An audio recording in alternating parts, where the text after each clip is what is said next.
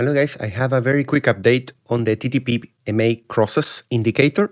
Today I sent to all the members the update via TradingView, and we got two new things that I want to explain to you what they're doing. The first thing is you're gonna notice that throughout the history of any asset, you have periods like this when the actual price action is going sideways or slightly bearish, and you get these fake outs, right? So in MA crosses, we are looking for a buy signal, which is when the fast goes above, and then we get this green area there that is the entry point to trade.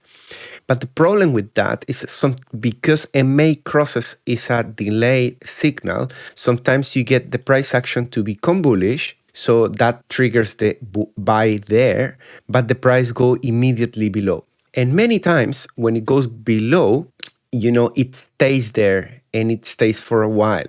And that causes that this area green is not as long as we want it to be, like here, which is much better. So how can we filter that out? There's a new option now in the script that is called confirm buy signal. And basically what this is going to do is only going to allow the buy signal to be triggered if the close price is above the MA fast, the moving average fast. So when we confirm this thing, it's not longer going to print the buy, it's no longer going to send the backtesting signal for this to open a trade there, and it's also no longer going to send the alert to your bot. So you need to decide whether you want to use this or not. In this case, you get a marginal increase of 0.4 to 0.41. I think it increases slightly more the profits. In other scenarios, you can see much more benefits. I'm not gonna go through a lot of them. This is just update on what is the functionality that changed. So yes, 0.41 daily, it increases a little bit more.